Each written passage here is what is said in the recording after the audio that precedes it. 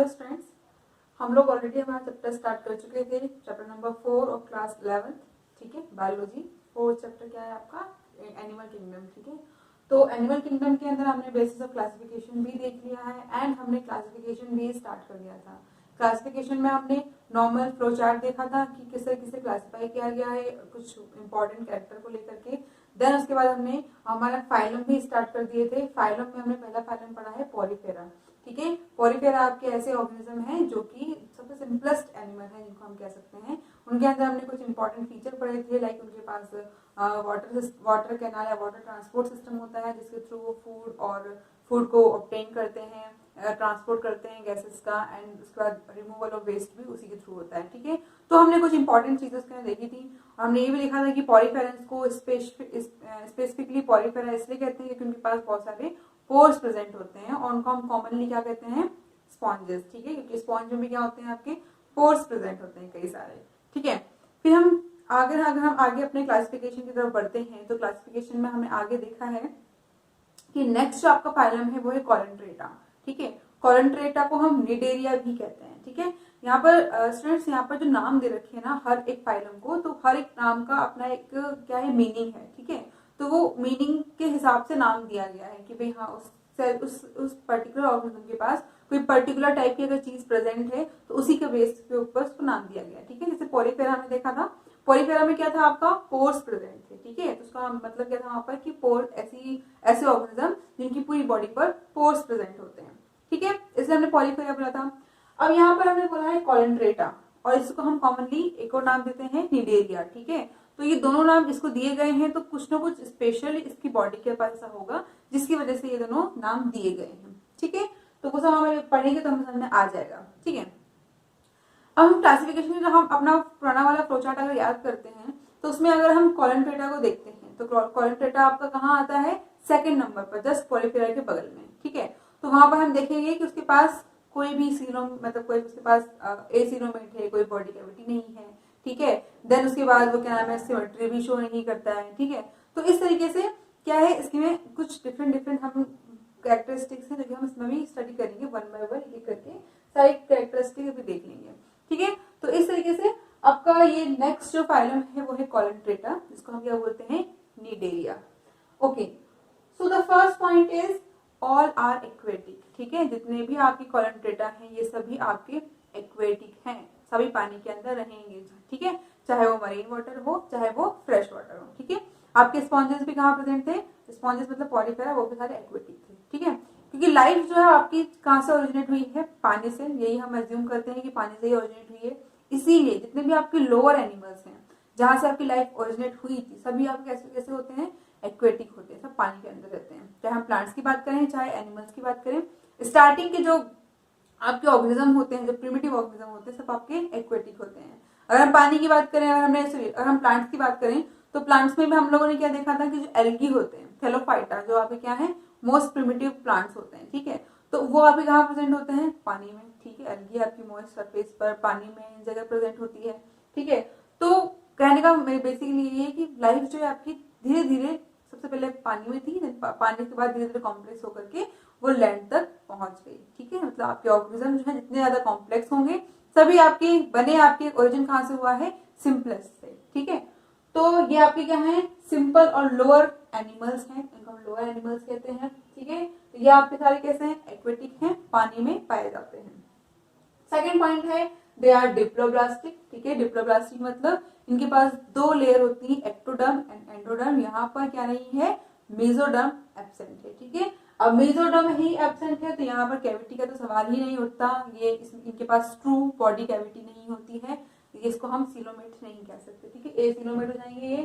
ठीक है, देन इसके बाद इसका जो लेवल ऑफ ऑर्गेनाइजेशन है वो कैसा है, टिश्यू लेवल ऑफ ऑर्गेनाइजेशन है। ठीक है, यहाँ पर क्या हुआ है, आपकी सेल जो है वो गैदर होकर के, इकट्ठी होकर के कॉमन फंक्शन परफॉर्म करती हैं तो वो एक टिश्यू बना लेती है। ठीक है, तो थोड़ा सा ये क्या है, आपका स्पॉन्जेस से थोड़ा सा कॉम्प्लेक्स हुआ है। स्पॉन्जेस में सेलुलर लेवल ऑफ ऑर्गेनाइजेशन था ओनली, यहाँ पर क्या है, आपका टिश्यू लेवल ऑफ ऑर्गेनाइजेशन है। ठीक है, कौन सी सिमेट्री शो कर रहे हैं, ये रेडियल सिमेट्री शो कर रहे हैं। ठीक है, सिमेट्री हमने पढ़ी थी, दो टाइप की होती है, रेडियल एंड बायलेटरल। रेडियल में क्या था कि आप किसी भी प्लेन से किसी ऑर्गेनिज्म को काटते हो सेंटर से तो आपका क्या होता है, वो ऑर्गेनिज्म अगर दो इक्वल हाफ में डिवाइड हो जाता है तो वो रेडियल सिमेट्री शो करेगा।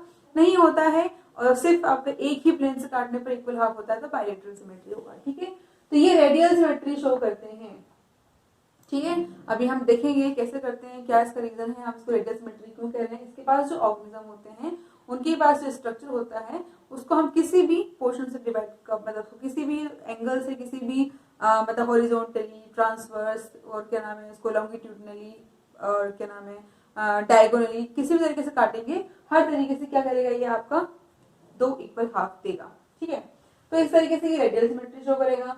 Then have a single cavity called gastrovascular cavity or collentrata present in center। ठीक है, यहाँ पर इनके पास एक सिंगल कैविटी होती है, ये वो वाली बॉडी कैविटी नहीं है, सिलोमेट वाली बॉडी कैविटी नहीं है। ठीक है, इसमें कंफ्यूज नहीं होना है, इनके पास कैविटी होती है लेकिन वो सिलोमेट में नहीं आएंगे, वो वाली कैविटी नहीं है। ठीक है, जो कैविटी इनके पास प्रेजेंट है उसको हम बोलते हैं गैस्ट्रोवेस्कुलर कैविटी और इसी को हम बोलते हैं कॉलेंट्रॉन। ठीक है, मतलब ये दोनों नाम उस कैविटी के ही हैं, कॉलेंट्रॉन या फिर गैस्ट्रोवेस्कुलर कैविटी। ठीक है, इसी वजह से क्योंकि इसके पास ये कॉलेंट्रॉन ये कैविटी प्रेजेंट है इसलिए इनको कॉलेंट्रेटा कहते हैं। मैंने बताया था ना, इनकी बॉडी के पास कुछ ना कुछ ऐसा स्ट्रक्चर होगा जिसकी वजह से इनको ये नाम दिए गए हैं। ठीक है, तो कॉलेंट्रेटा तो क्यों कह रहे हैं हम इनको, क्योंकि इनके पास कॉलेंट्रॉन एक बॉडी कैविटी है जो कि इसको हम गैस्ट्रोवेस्कुलर कैविटी भी कहते हैं। ठीक है, इसकी वजह से इसको हम बोलते हैं कॉलेंट्रेटा। ठीक है, तो कॉलेंट्रेटा से आपको एक फीचर याद रखना है, कॉलेंट्रेटा मतलब कॉलेंट्रॉन, और कॉलेंट्रॉन क्या है, एक गैस्ट्रोवेस्कुलर कैविटी है जो सिर्फ इनके पास प्रेजेंट होती है। ठीक है, देन एक और नाम दे रखा है हमने इनको निडेरिया। निडेरिया का मतलब क्या होता है, यहाँ पर निडेरिया का मतलब है स्टिंग लाइक या फिर नीडल लाइक। ठीक है, स्टिंग लाइक या नीडल लाइक, तो इनके पास क्या होता है, स्टिंग लाइक या नीडल लाइक स्ट्रक्चर प्रेजेंट होता है, इसलिए इनको निडेरिया कहते हैं। ठीक है, तो दोनों नाम समझ में आ गए कि दोनों नाम से आप एक एक पॉइंट बना सकते हो। एक पॉइंट तो इससे बन जाएगा कॉलेंट्रेटा से, इनके पास कॉलेंट्रॉन मतलब गैस्ट्रोवेस्कुलर कैविटी प्रेजेंट होती है। दूसरा पॉइंट बन जाएगा निडेरिया से, ठीक है, कि इनके पास स्टिंग लाइक सेल्स होती हैं या नीडल लाइक सेल्स होती हैं, स्टिंग या फिर नीडल दोनों में से कोई भी लिख सकते हो, नीडल लाइक सेल्स होती हैं, इसीलिए इनको हम क्या कहते हैं, निडेरिया कहते हैं। ठीक है, तो नाम से हमें यहाँ पे 2 पॉइंट मिल चुके हैं। ओके, नेक्स्ट पॉइंट की बात करें, इनके पास क्या होता है, हैज सिंगल ओपनिंग। ठीक है, इनके पास सिंगल ओपनिंग होती है माउथ एंड एनस के लिए। ठीक है, इंजेक्शन और इजेक्शन दोनों के लिए क्या होता है, इनके पास एक ही कैविटी होती है, सॉरी एक ही ओपनिंग होती है। ठीक है, इसको हम बोलते हैं माउथ या फिर हाइपोस्टोम। ठीक है, ये जो ओपनिंग है इसको हम माउथ या फिर हाइपोस्टोम कहते हैं। ठीक है, यहीं से आपका इंजेक्शन भी होगा और यहीं से इजेक्शन भी होगा। ठीक है, माउथ मतलब माउथ का काम भी करेगा, यहाँ से हम खाना अंदर भी लेंगे, फूड अंदर भी लेंगे, एंड इजेक्शन का काम भी यहीं से होगा, तो इसीलिए उसको इसमें क्या होता है, आपकी सिंगल ओपनिंग प्रेजेंट होती है। Okay, digestion is intra and extra cellular. ठीक है, हमने स्पॉन्जेस में देखा था डाइजेशन कैसा था आपका, intra cellular, only intra cellular था। यहाँ पर सेल के अंदर भी होगा एंड एक्स्ट्रा सेलुलर मतलब सेल के बाहर भी डाइजेशन होगा। क्यों, क्योंकि वो टिश्यू बना रहा है पूरा परफॉर्म। ठीक है, टिश्यू मिलकर के आपका गैदरिंग होकर के सॉरी जो सेल है आपकी वो गैदर होकर के एक कॉमन फंक्शन परफॉर्म कर रही है, इसलिए वो इंट्रा सेलुलर भी हो सकता है और एक्स्ट्रा सेलुलर डाइजेशन भी हो सकता है। ठीक है, इनके पास क्या प्रेजेंट होते हैं, टेंटिकल्स प्रेजेंट होते हैं, हैज टेंटिकल्स, और यही टेंटिकल्स होते हैं जो कि आपके नीडल लाइक होते हैं। ठीक है, नीडल लाइक स्ट्रक्चर होते हैं। ठीक है, अगर आपको कुछ याद आएगा हाइड्रा का डायग्राम, कुछ अगर आप लोगों ने कहीं बर्डिंग में पढ़ा होगा तो आपने हाइड्रा का डायग्राम में कुछ इस टाइप का स्ट्रक्चर देखा होगा। ठीक है, कि इस तरीके एक सिलेंड्रिकल बॉडी होती है और इस सिलेंड्रिकल बॉडी के ऊपर इस तरीके के नीडल लाइक स्ट्रक्चर प्रेजेंट होते हैं। ठीक है, इन नीडल लाइक स्ट्रक्चर को ही हम क्या बोलते हैं, टेंटिकल्स बोलते हैं। ठीक है, यहाँ से बर्ड में निकलेगा, अगर बर्ड बनेगा तो इस बर्ड से भी क्या होंगे, नीडल लाइक स्ट्रक्चर निकलेंगे, मतलब टेंटिकल्स निकलेंगे। ठीक है, इन टेंटिकल्स का बहुत ही इंपॉर्टेंट रोल है। क्या रोल है इसमें टेंटिकल्स का, कि ये टेंटिकल ही हैं। अगर आपका ये जो कॉलेंट्रेटा है अगर ये मूव कर सकता है तो वो मूवमेंट भी किसके थ्रू करेगा, टेंटिकल्स के थ्रू करेगा। और दूसरा ये प्रे को कैप्चर करता है, मतलब जब ये प्रेडेटर का काम करते हैं, अपना फूड कैप्चर करते हैं, तब भी ये टेंटिकल हेल्प करते हैं। ठीक है। तो ये टेंटिकल्स आपके लोकोमोशन, अगर आपका कॉलनट्रेटा मूव कर सकता है, मोबाइल है, तो लोकोमोशन में हेल्प करेंगे। एंड और क्या फंक्शन है, टू कैच प्रे, ठीक है, प्रे को कैच करने के लिए भी ये हेल्प करते हैं, अपना फूड ऑब्टेन करने के लिए, ठीक है। तो ये दो इसके इंपॉर्टेंट फंक्शन होते हैं किसके, टेंटिकल्स के, ठीक है, याद रखना इस चीज को। देन आगे आप बात करते हैं हम कि जो निडेरिया होते हैं, निडेरिया डिराइव्ड फ्रॉम नीडोब्लास्ट, ठीक है, नीडोब्लास्ट या फिर इसको हम बोलते हैं नीडोसिस्ट, ठीक है।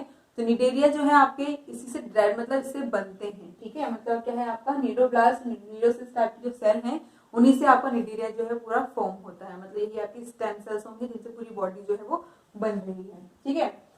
अब ये नीडोसिस्ट क्या करती है, ठीक है, नीडोसिस्ट है क्या आपके एक्चुअल में, these are stinging cells in ectoderm of tentacles and body, ठीक है। बॉडी और टेंटिकल्स की जो एक्टोडर्म है, मतलब जो आउटर लेयर है, उसमें ये स्टिंगिंग सेल्स होती हैं, कौन, नीडोब्लास्ट या नीडोसिस्ट, ठीक है। तो नीडोसिस्ट आपके लिए इंपॉर्टेंट है। नीडोसिस्ट क्या है आपके, ये है stinging cells in ectoderm of tentacle and body, ठीक है। ये आपके टेंटिकल्स हो गए और ये बॉडी हो गई, ठीक है। तो इस टेंटिकल और बॉडी, इनकी जो एक्टोडर्म मतलब आउटर लेयर है, उसमें जो स्टिंगिंग सेल्स हैं, उन स्टिंगिंग सेल्स को हम बोलते हैं नीडोसिस्ट, ठीक है। आगे जब ट्रिगर किया जाता है किसको, नीडोब्लास्ट को या फिर निडेरिया को हम ट्रिगर करते हैं, ट्रिगर मतलब कि अगर उसको कोई ऐसा लगता है कि कोई मतलब उसको कोई नुकसान पहुंचाना चाहता है, या फिर ऐसा लगता है कि उसके पास कोई प्रेडेटर आ रहा है या फिर उसको प्रे कैच करना है, तो उस कंडीशन में क्या होता है, वो ट्रिगर हो जाता है, ठीक है। तो ट्रिगर होने पर, on trigger, cnidoblast shoot out nematocytes, ठीक है। नीडोब्लास्ट क्या करता है, ट्रिगर होने पर निमेटोसाइट प्रोड्यूस करता है, क्या प्रोड्यूस करता है, निमेटोसाइट, ठीक है। और ये निमेटोसाइट क्या करते हैं, ये पेनिट्रेट और पैरालाइज कर सकते हैं किसी भी सामने वाले ऑर्गेनिज्म को, ठीक है। तो क्या करते हैं, they kill the prey by injecting poison, ठीक है। और ये निमेटोसाइट्स क्या करेंगे, उसको पेनिट्रेट कर देंगे और जाकर के उसमें पॉइजन इंजेक्ट कर देंगे, जिसकी वजह से कोई भी ऑर्गेनिज्म होगा वो मर जाएगा। अगर प्रे होगा तो उससे छोटा ही होगा, वो मर जाएगा। अगर बड़ा जानवर भी है तो भी क्या होगा, उसमें कुछ ना कुछ उस पॉइजन का इफेक्ट होगा, ठीक है। इनफैक्ट ह्यूमन के ऊपर भी इसका फर्क पड़ता है। अगर ये ह्यूमन के अंदर भी ये निमेटोसाइट्स को अगर इंजेक्ट कर देगा तो भी ह्यूमन के अंदर भी क्या होता है, बहुत पेन होता है, उनको उस जगह में बहुत पेन होगा और हो सकता है कभी कभी किसी किसी कंडीशन में वो जानलेवा भी हो सकता है, ठीक है। तो ये क्या करते हैं, इनके पास एक खास मैकेनिज्म है, किसके लिए, प्रे को कैच करने के लिए, और दूसरा अपने आप को किसी प्रेडेटर से बचाने के लिए, ठीक है। तो एक बार हम दोबारा देखते हैं कि क्या करते हैं, इनके पास नीडोब्लास्ट नाम की या फिर नीडोसिस्ट नाम की एक सेल होती है, ठीक है। ये क्या है आपकी, ये नीडोब्लास्ट और नीडोसिस्ट क्या है, स्टिंगिंग सेल्स हैं जो कि टेंटिकल्स और पूरी बॉडी की एक्टोडर्म में प्रेजेंट होती हैं, ठीक है। कहाँ प्रेजेंट होती हैं, एक्टोडर्म में प्रेजेंट होती है, ये सेल है ये, ठीक है।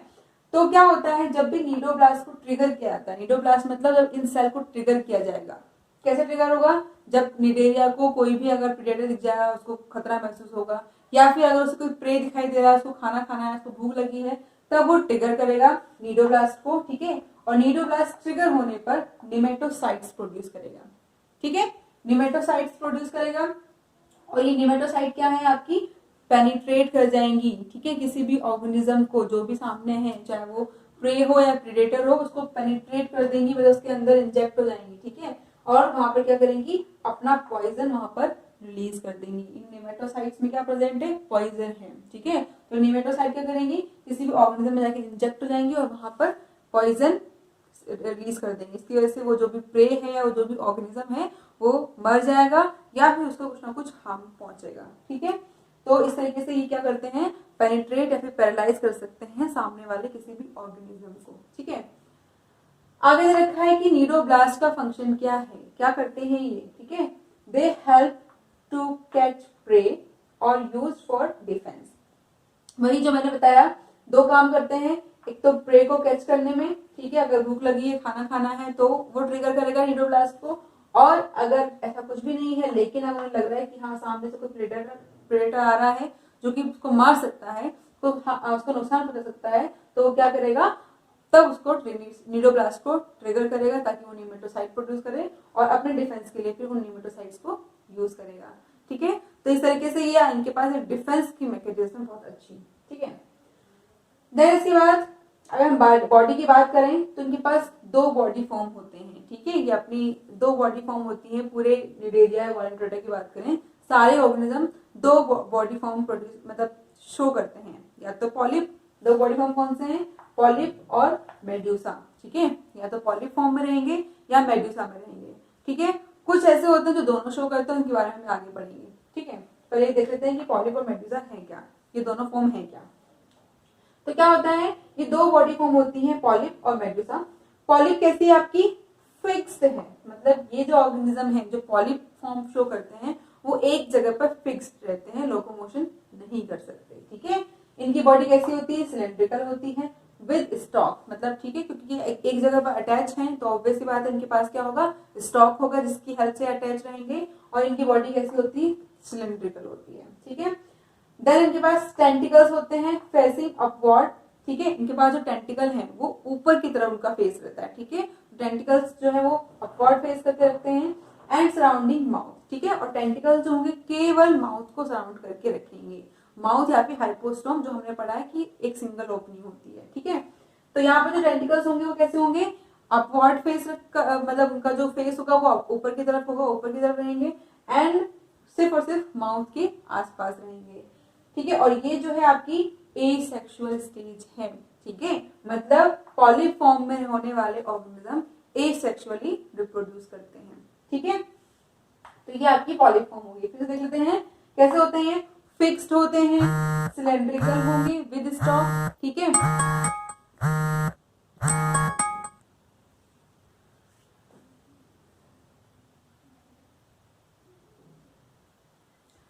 सिलेंड्रिकल होंगे विद स्टॉक। ठीक है, देन उसके बाद क्या है, इनके पास टेंटिकल्स प्रेजेंट होंगे जो कि ऊपर की तरफ अपवर्ड फेस करके रखेंगे एंड माउथ के सराउंडिंग रहेंगे, एंड ये जो आपकी फेस है वो एसेक्सुअल स्टेज है। ठीक है, मतलब इस फॉर्म में ऑर्गेनिज्म सिर्फ और सिर्फ एसेक्सुअली रिप्रोड्यूस करेंगे। इसको आप बहुत अच्छे से समझ सकते हो इस वाले एग्जांपल से। हाइड्रा, हाइड्रा आपकी पॉलिप फेस शो करते हैं। हाइड्रा आपका कॉलिप्टेटा का एग्जांपल है और ये क्या करता है, पॉलिप फेस शो करता है। हम यहाँ पर देख रहे हैं इसकी बॉडी कैसी है, सिलेंड्रिकल बॉडी है। इसका ये जो माउथ वाला पोर्शन है इसको हम बोलते हैं हाइपोस्टोम, और इस माउथ के आसपास ही क्या प्रेजेंट है, टेंटिकल्स प्रेजेंट है, और ये टेंटिकल्स आपके ऊपर की तरफ अपवर्ड फेस करके रखेंगे। ठीक है, तो ये इसका एग्जांपल हो गया। देन इसके बाद नेक्स्ट है मेड्यूसा। मेड्यूसा में क्या होता है आपका, ये फ्री फ्लोटिंग है। ये क्या होता है आपका, फ्री स्विमिंग करता है, फ्री फ्लोट करता है, यहाँ पर इसलिए फिक्स्ड नहीं रहता है। ठीक है, इनका शेप कैसा होता है, बेल शेप्ड। ठीक है, बेल शेप के होते हैं ये, और रिड्यूस्ड स्टॉक के साथ होते हैं। ठीक है, क्योंकि उनका अटैच नहीं होना कहीं पे, तो उनके पास स्टॉक तो होता है लेकिन रिड्यूस्ड होता है, बहुत ही कम होता है। ठीक है, एंड फ्री फ्लोटिंग है, बेल शेप्ड है। ठीक है, देन इसके बाद इनके पास भी टेंटिकल्स होते हैं, लेकिन इनकी जो टेंटिकल्स है वो डाउनवर्ड फेस करके रखते हैं। ठीक है, तो टेंटिकल्स फेसिंग डाउनवर्ड, नीचे की तरफ, present all over margin of the body. ठीक है, यहाँ पर टेंटिकल्स ऊपर की तरफ फेस करके रखते हैं एंड सिर्फ माउथ के आसपास होते हैं, सराउंडिंग द माउथ। यहाँ पर टेंटिकल्स जो है वो नीचे की तरफ फेस करके रख रहे हैं एंड क्या हो रहा है, पूरी बॉडी की मार्जिन पे प्रेजेंट है, सिर्फ एक जगह पर नहीं। ठीक है, क्योंकि ये कैसे हैं आपके, फ्री फ्लोटिंग है, इनको लोकोमोशन करना है। ठीक है, अब लोकोमोशन करेंगे तो लोकोमोशन के लिए यहाँ पर क्या प्रेजेंट है, टेंटिकल्स प्रेजेंट है, इसीलिए पूरी बॉडी पर प्रेजेंट होंगे। ठीक है, तभी तो वो उनको लोकोमोशन में हेल्प कर सकते हैं अच्छे से। देन ये जो स्टेज है ये आपकी सेक्सुअल स्टेज है। इस स्टेज में, इस फॉर्म में जो ऑर्गेनिज्म होते हैं, कॉलिप्टेटा होते हैं, वो सेक्सुअली रिप्रोड्यूस करते हैं बाय गैमेट फॉर्मेशन, फर्टिलाइजेशन, सब तरीके से। ठीक है, तो ये आपके 2 फॉर्म है, पॉलिप एंड मेड्यूसा। ठीक है, तो ये दोनों फॉर्म हो गए। अब ये अलग अलग हो सकता है, कोई इंडिविजुअल पूरी लाइफ सिर्फ पॉलिप फॉर्म में बिताए, पॉलिप फॉर्म में हो सकता है कोई इंडिविजुअल पूरी लाइफ मेड्यूसा फॉर्म में बिताए। ठीक है, तो पॉलिप फॉर्म में जो होते हैं वो आपके रीजनरेशन या फिर फ्रेगमेंटेशन, रीजनरेशन, फ्रेगमेंटेशन या फिर आपका बडिंग, इन तरीके से क्या करते हैं, ये रिप्रोड्यूस करते हैं कि एसेक्सुअल रिप्रोडक्शन है। एंड यहाँ पर तो सेक्सुअल रिप्रोडक्शन होता है, ठीक है। लेकिन कुछ ऑर्गेनिज्म ऐसे भी हैं, कुछ कॉलनट्रेटा ऐसे भी हैं जो कि दोनों की दोनों फॉर्म अपनी लाइफ में शो करते हैं, ठीक है। जिस तरीके से हमने प्लांट्स के केस में पढ़ा था ब्रायोफाइट और टेरिडोफाइट में कि आपकी अल्टरनेशन ऑफ जनरेशन देखने को मिलता है, गैमेटोफाइट और स्पोरोफाइट दोनों फेज होती है लाइफ में, ठीक है। सिमिलरली ऐसे ही यहाँ पर भी है, यहाँ पर भी अल्टरनेशन ऑफ जनरेशन देखने को मिलता है, ठीक है। शो अल्टरनेशन ऑफ जनरेशन, ठीक है, और इसको बोलते हैं मेटाजेनेसिस, ठीक है। इसको क्या बोलते हैं? मेटाजेनेसिस, ठीक है। अल्टरनेशन ऑफ जनरेशन का मतलब क्या है? इसका एग्जांपल है ओबेलिया। ओबेलिया आपका एक ऐसा कॉलनट्रेटा है जो दोनों अपनी पूरी लाइफ में दोनों टाइप की स्टेजेस शो करता है, ठीक है। एक बार तो क्या होगा, वो पॉलिप फॉर्म से एक सेक्सुअल रिप्रोड्यूस होकर के मेडुसा बनाएगा, और दूसरी बार क्या करेगा, मेडुसा से सेक्सुअल रिप्रोड्यूस करके दोबारा से पॉलिप बनाएगा, ठीक है। तो इस तरीके से साइकिल चलती रहती है, पॉलिप से मेडुसा बनेगा, मेडुसा से फिर वापस से पॉलिप बन जाएगा, ठीक है। तो ये वही आपका स्पोरोफाइट और गैमेटोफाइट वाली फेज हो जाएगी, ठीक है। तो ये आपका अल्टरनेशन ऑफ जनरेशन शो करता है ओबेलिया, जो कि आपका कॉलनट्रेटा है, ठीक है। अब इसमें क्या होता है, कुछ ऑर्गेनिज्म सेसाइल होते हैं। सेसाइल का मतलब अटैच्ड टू अ सरफेस, ठीक है। किसी भी सरफेस पर अटैच रहते हैं, स्टेशनरी होते हैं, उनको हम बोलते हैं सेसाइल, ठीक है। तो कुछ सेसाइल होते हैं जैसे हाइड्रा, ठीक है। वही आपका पॉलिप फेज में पाए जाने वाले ऑर्गेनिज्म सेसाइल होंगे, मतलब अटैच्ड होंगे, ठीक है, हाइड्रा। और कुछ फ्री लिविंग होते हैं लाइक मेड्यूसा, ठीक है, जैसे जेलीफिश, ये क्या है, मेडुसा का एग्जांपल है, मेडुसा फेज में रहती है, ठीक है।